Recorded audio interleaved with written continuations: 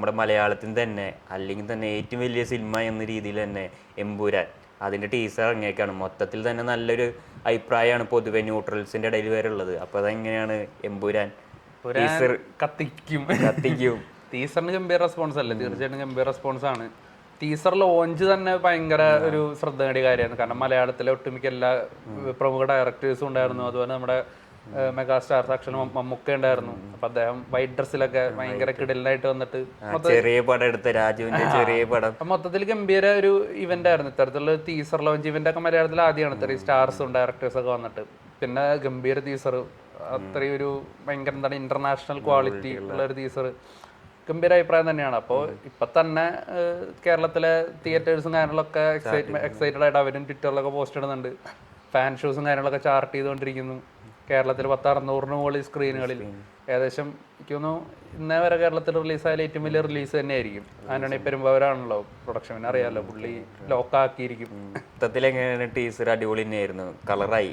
Teaser മൊത്തത്തിൽ അടിപൊളിയായിട്ടുണ്ട്. എനിക്ക് ഇഷ്ടപ്പെട്ട ഷോട്ട് എന്താ വെച്ചാൽ ലാലേട്ട ഒരു മുണ്ട് മടക്കി തീ കത്തുന്ന ഒരു ഫാൻ ബോയ് പടം തന്നെ ആയിരിക്കും തോന്നുന്നു. ഇന്ത്യ കണ്ട ഏറ്റവും വലിയൊരു ഫാൻ ബോയ് പടം തന്നെയായിരിക്കും. നമ്മള് വിക്രത്തിന് മുകളിലൊക്കെ തന്നെയാണ് എക്സ്പെക്ട് ചെയ്യുന്നത്. അതിന് മുകളിൽ എന്തായാലും മലയാളികൾ എങ്ങനെ ലാലേട്ടനെ കാണാൻ ആഗ്രഹിക്കുന്നത്, ആ മുണ്ട് മടക്കി ആ ഒരു മൂഡ് ഉണ്ടല്ലോ, അത് പ്ലസ് കംപ്ലീറ്റ്ലി അത് മാത്രമല്ല എന്ന് പറഞ്ഞാൽ ആ സിനിമ ഡിമാൻഡ് ചെയ്യുന്ന രീതിക്ക് തന്നെയായിരിക്കും പൃഥ്വിരാജ് എടുക്കുന്നുണ്ടാവുള്ളൂ.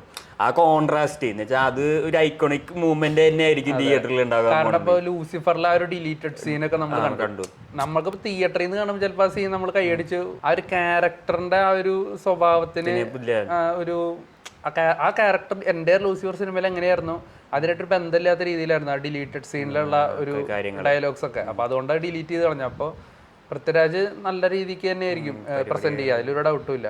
അതുപോലെ തന്നെ ഇതിലിപ്പോൾ ഉള്ളൊരു വാർത്ത വെച്ചാൽ മമ്മൂട്ടി ഉണ്ട് എന്നുള്ള ഒരു സംഭവം തേർഡ് പാർട്ടിലേക്ക് ലീഡായിട്ടുള്ള അങ്ങനത്തെ കുറെ പോസ്റ്റും കാര്യങ്ങളൊക്കെ വന്നിരുന്നു. കാരണം മമ്മൂക്ക മറ്റേ ടീസർ ലോഞ്ചിന് വന്നു. അപ്പൊ നമുക്ക് വൈറ്റ് ഒക്കെ ഇട്ടിട്ടാണല്ലോ വന്നത്. അപ്പോൾ എമ്പുരാന്റെ മുകളിൽ നിൽക്കുന്ന ഒരാൾ എന്നൊക്കെ ഒരുപാട് ഫാൻ തിയറികളൊക്കെ FB-ലൊക്കെ വന്നു. കഴിഞ്ഞ ദിവസത്തെ ഒരു ഇന്റർവ്യൂല് പൃഥ്വിരാജ് എന്നെ ക്ലിയർ ചെയ്തിട്ടുണ്ട്, മമ്മൂട്ടി ഈ സിനിമയുടെ ഭാഗമല്ല എന്ന് പൃഥ്വിരാജ് എന്നെ ക്ലിയർ ചെയ്തിട്ടുണ്ട്. പക്ഷേ എനിക്ക് തോന്നുന്ന ഒരു വലിയ ചോദ്യം ബാക്കിയുണ്ട്, ആരാണ് വില്ലൻ? പൃഥ്വിരാജ് വേറൊരു കാര്യം കൂടി എടുത്ത് പറഞ്ഞിട്ടുണ്ട്. അതായത് പുറത്തുനിന്നുള്ള ഒരുപാട് ആക്ടേഴ്സിനൊക്കെ അവർ നോക്കിയിട്ടുണ്ടായിരുന്നു, പക്ഷെ അങ്ങനെ ഭയങ്കര വലിയ ആൾക്കാരൊന്നും കിട്ടിയില്ല. പക്ഷെ ഒരുപാട് സർപ്രൈസ് കാസ്റ്റുകൾ സിനിമയിൽ ഉണ്ടാവും എന്ന് തന്നെയാണ് പൃഥ്വിരാജ് ഉറപ്പ് നൽകിയേക്കുന്നത്. അപ്പോൾ ഞാൻ ആഗ്രഹിക്കുന്നൊരു കോംബോ, ഞാൻ എല്ലാ കാലത്തും ഞാൻ സ്ക്രീനിൽ കാണാൻ ആഗ്രഹിക്കുന്ന ഒരു കോംബോയാണ് മോഹൻലാലും കമൽഹാസനും. ഇന്ത്യൻ സിനിമയിൽ തന്നെ ആ രണ്ട് ഗോട്ട് ആയിട്ടുള്ള ആക്ടേഴ്സ് അവര് ഒരുമിച്ചൊരു സ്ക്രീനിൽ കാണുക എന്നുള്ളത് ആസ് എ ഫാൻ എന്ന രീതിയിൽ എൻ്റെ ഒരു ആഗ്രഹമാണ്. അപ്പൊ ഇവർ രണ്ടുപേരും കൂടിയിട്ട് പൃഥ്വിരാജ് സ്ക്രീനിൽ കൊണ്ട് കാണുന്ന ഒരു ആഗ്രഹമുണ്ട്. ഇപ്പൊ എമ്പുരാൻ അല്ലെങ്കിൽ നടക്കുമോ? അല്ല, അത് എനിക്ക് തോന്നുന്നില്ല തമിഴ് നടന്മാർ ഇവിടെ വന്ന് വില്ലൻ വേഷം ചെയ്യുന്ന വില്ലൻ വേഷം ഒന്നല്ല, ചിലപ്പോ ഒരു ഗസ്ട്രോളൊക്കെ ചെയ്ത് കഴിഞ്ഞാൽ. പക്ഷെ അത് നമ്മൾ ചോദിക്കണം, കാരണം എമ്പുരാൻ എന്ന് പറയുന്ന ഒരു സ്റ്റാൻഡ് അലോൺ ഫിലിം തന്നെ ആയിട്ടാണ് ഇപ്പൊ മുരളി ഗോപി പറയണത്. അതായത് ലൂസിഫർ കാണാത്ത ഒരാൾക്കും എമ്പുരാൻ വർക്കാവും സെറ്റ് ആവും. അപ്പോൾ അത്രയൊരു പവർഫുൾ വില്ലൻ എന്തായാലും വേണം. അത് എവിടെയും ഹൈഡ് ചെയ്ത് വെച്ചേക്കണത് എന്നുള്ളത് വലിയ ചോദ്യമാണ് ശരിക്കും. ഞാൻ കമൽ സാറിന്റെ പേര് പറയാൻ കാരണം ഇപ്പോ ഒരു ഫാൻ തിയറികളാണ്. കമൽ സാർ ആ സമയത്ത് USA ഉണ്ടായിരുന്നു എന്നൊക്കെ പറഞ്ഞിട്ടുള്ള പറയാൻ.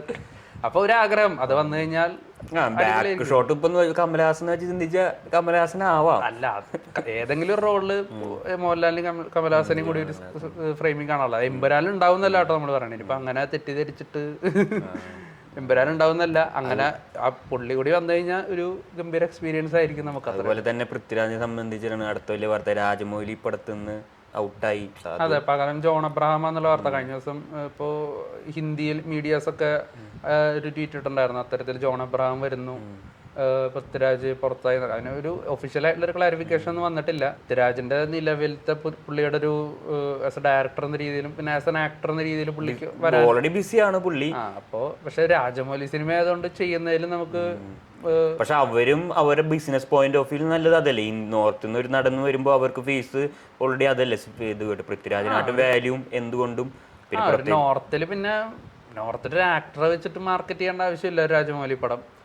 എന്നാൽ പോലും മഹേഷ് ബാബു നോർത്തിൽ അത്ര ഫെമിലിയർ ഫേസ് അല്ലാത്തതുകൊണ്ട് ചിലപ്പോൾ നോർത്തിൽ ഒരാളെ കാസ്റ്റ് ചെയ്തേക്കാം. പൃഥ്വിരാജ് ഇപ്പോൾ ബെഡമിയൻ ചോട്ടമിയനിലൊക്കെ പോയിട്ട് വില്ലൻ റോളൊക്കെ ചെയ്താണ്. അപ്പൊ അതിനേക്കാളൊക്കെ ഒരു 1000 മടങ്ങ് മെച്ചം തന്നെയാണ് രാജമൗലി പടം. ക്വാളിറ്റി ഉണ്ടായിരിക്കും, എന്തായാലും ഒരു ക്വാളിറ്റി ഉണ്ടായിരിക്കും.